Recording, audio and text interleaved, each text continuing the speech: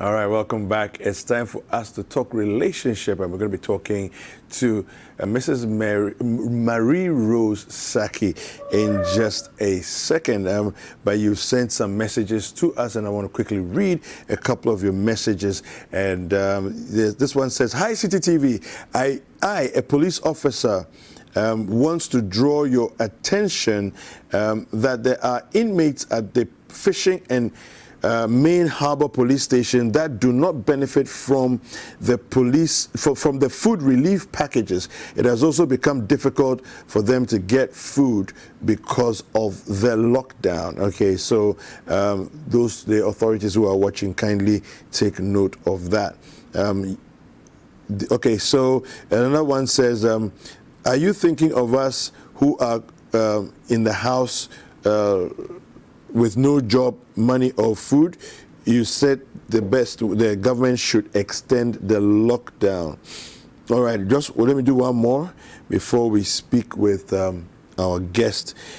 President Akufo-Addo is really the messiah of our time in the coronavirus pandemic era.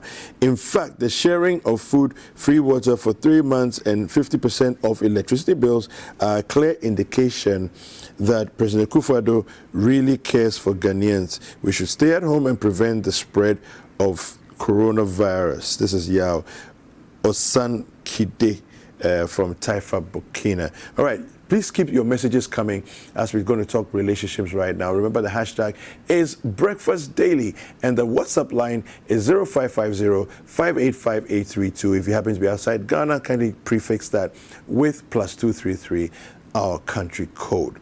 All right, so good morning, Mrs. Sackey. How are you doing? Good morning, David. I'm doing very well. How are you too? Mrs. Sackey, can you hear me? Yes, I can hear you. Can you hear me? Hello? Hello? Hello? Hi, good morning. And yes, how have you been? How have you been? I'm doing very well. I'm doing yourself? I'm very well, thank you. Thank you. Good. So we're going to be talking this morning about avoiding relationship killers during this pandemic era. Help us to understand, in terms of human dynamics, why this season is particularly more precarious for relationships to be killed, as it were. Thank you very much. Thank you very much. Yes, we are in uncertain times, and anything can happen. There's good, there's bad. Yes, and we have the gray area, but we always have to think about all areas and try and see how we can mitigate it. So in these times, and with the pandemic that we have been quarantined, we've been quarantined, it's all over the world. Most places are not moving around. And in Ghana, it's also happening to us. There's that tendency that people might have issues. As much as it's a good time for us to bond as in terms of relationship, as a family, as a couple, as people who are in relationship hoping to marry, it's a good time for us to, build our relationship well, because we have a lot of time on our hands. But at the same time, if this time is not managed well, then we could kill our relationship. Okay. Yeah. So let's break it down a little bit. Now, we want to make sure that at the end of the lockdown and at the end of the COVID-19 era that we find ourselves in, first of all, we don't get relationships breaking up. We don't have marriages ending in divorce because of stress in the relationship and so on and so forth. But let's take the different aspects of relationships. Let's look at courting and dating. Those who don't necessarily live together, but they are in a relationship, how do we make sure that this particular relationship scenario that ends well? Thank you. When we look at the courtship, when people are in a relationship, they are courting, hoping to marry in the future. And this time, you cannot move around. If you have to move around, you need a pass to go around. And so the things that you usually do, you can only work through internet or technology or on the phone. So you don't get to see the other party and all that. This is a time that if you don't take care, you can easily get stressed out or get anxious because you are not able to go to the other party to see what's happening or what the person is doing. Everything is by just what you hear. And you have to. So for you to be able to ensure that your anxiety doesn't make you become too stressed out, and for you not to go overboard and start being a complainer, and picking on everything that, oh, why are you not doing this? So I called you this time, you didn't pick it. Where were you? What have you been doing? Trying to see what you know that you cannot see because you are not able to go to the person. Unlike if we were not in this state, you could just call at any time and go to the person's house, see what's doing. You can have a date, go out, go watch movies, go, do something out together. Now you can't do all these things. And the whole relationship boils down on just communicating through talking. The communication is not even body communication or body language or anything like that. The communication is basically talking, oral. So it might become a little difficult because there's some people, they are not even used to staying at home for that long. Even when you're on leave or something, like if you're working and you come on leave, you have that freedom. Freedom is what we don't have right now. You have that freedom to go out at any time and do what you want, but now you don't have that freedom. You are limited. So that is where you can build up stress, and then there'll be complaints and all that.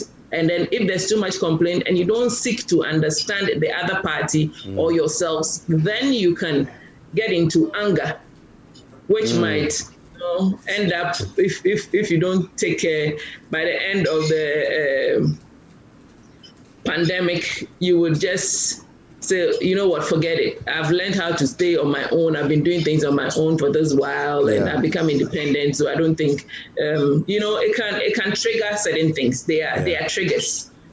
So those are for those who are in courtship. Frustration of not being able to meet physically. Yes, can stifle the relationship. But those who are living together, like married couple or whatever, they have that opportunity to be let's But sometimes too, when somebody is all over you, it can be annoying sometimes. So let's segue and look at those who are married.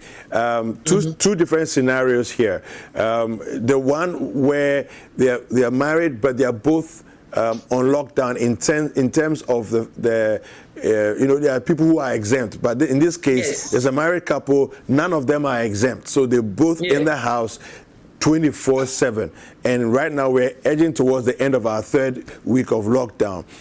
What are some of the things that we can possibly imagine happening in their homes right now? And then let's look at the other scenario where one is going and coming, the other one is staying put.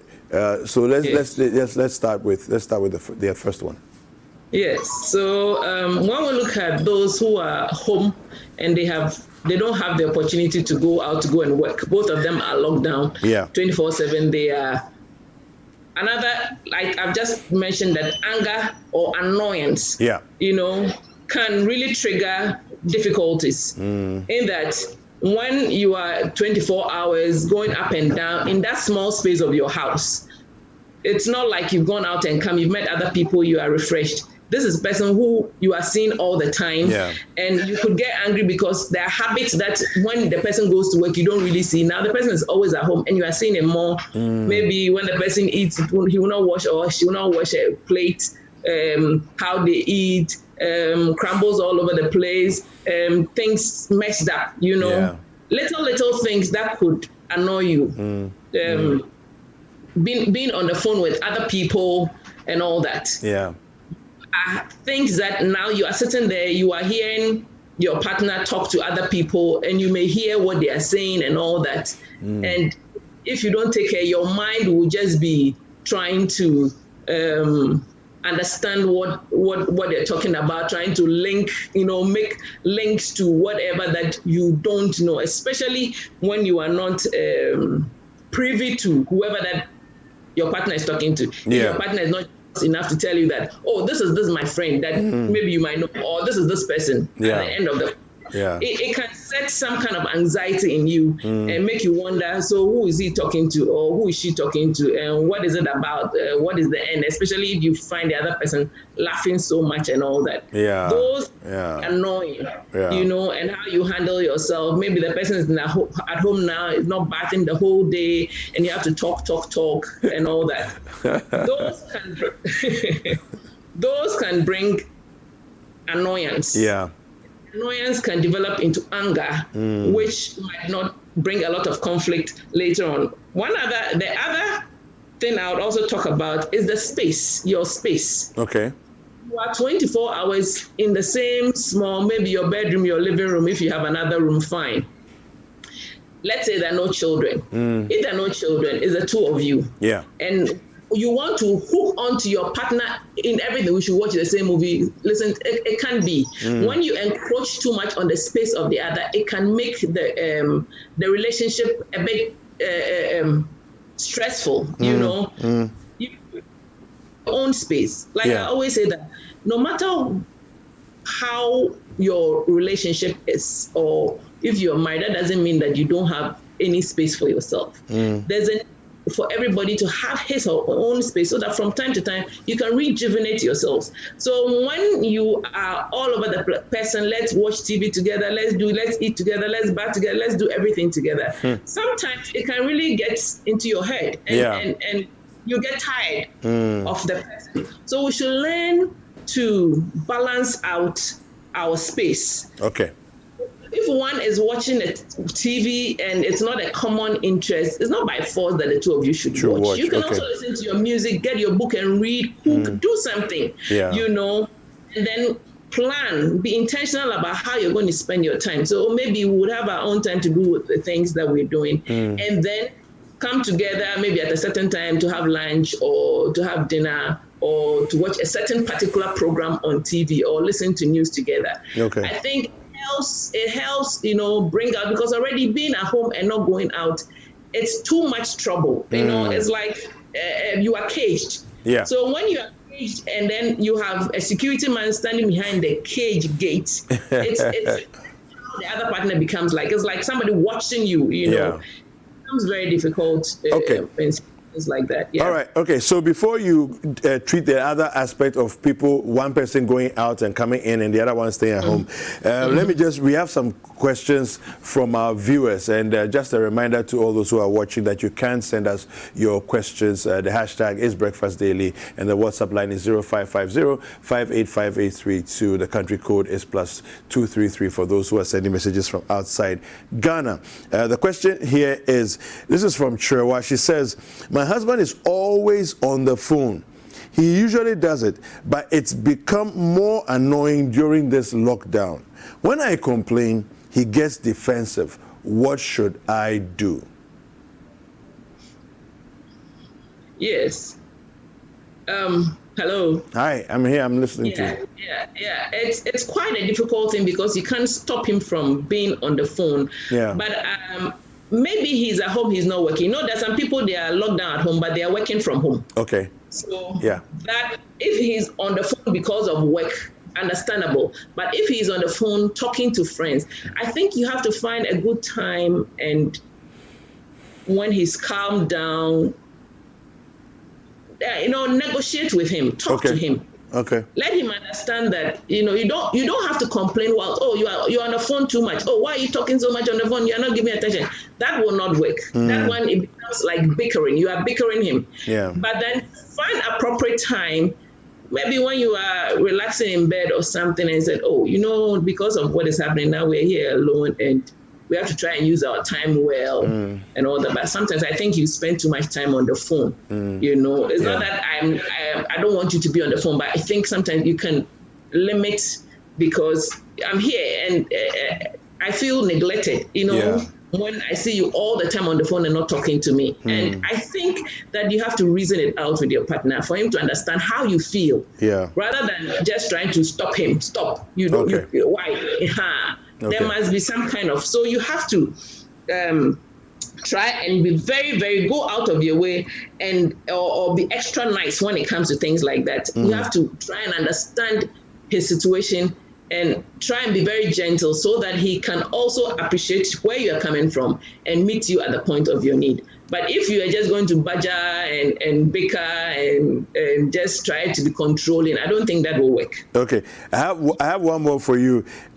My husband won't bath. Brushing his teeth cry is a problem, but he expects us to have lockdown sex. It's such a turn off.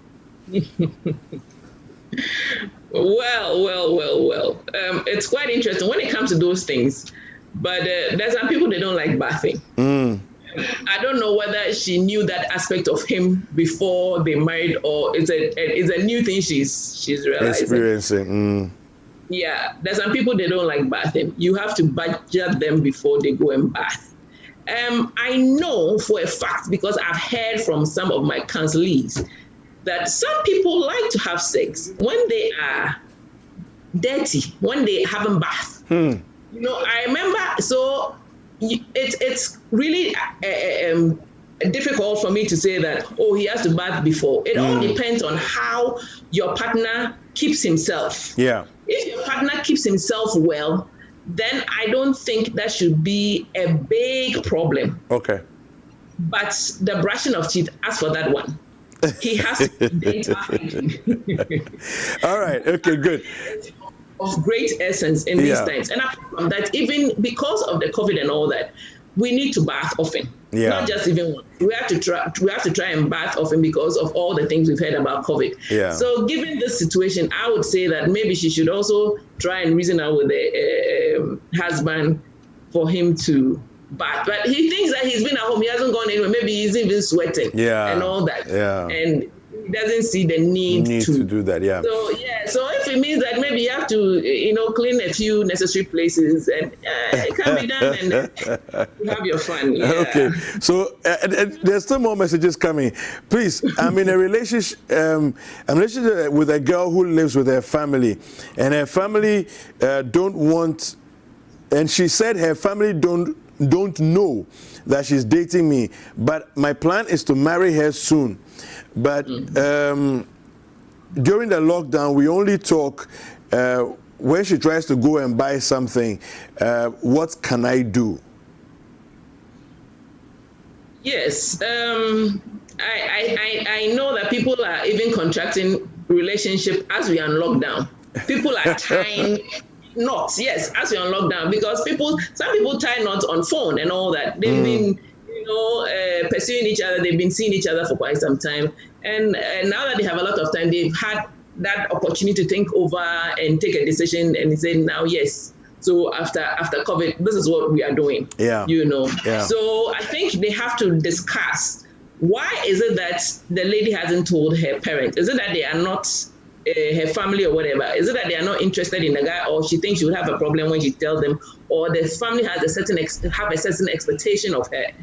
That has to be addressed. If there's no impediment, if there's no blockage, or there's no other expectation from, then I think that she should be able to let the family have a wind of the fact that she has somebody in the pipeline. And at proper time, she will bring the person to meet them. All right. So, but I don't think it should be too bad for her to sit at home and talk to him. I don't know what they talk about, though. But if she's with her family, she must have a room. She doesn't have to go out when she's going to buy something to talk. So she will be able to talk to him at time. Thank you so much. Thank you so much, Mrs. Saki. We've been speaking to Mrs. Marie Rose Saki, who is a counselor and an entrepreneur, and she's been helping us to understand what to do to avoid relationship killers so that at the end of this COVID-19 period and all the lockdown and everything else, we can still have our relationships intact. All right, so we'll be back with the next segment. We're going to be looking at some outfits, fashionable outfits during, to keep yourself safe and well protected during this season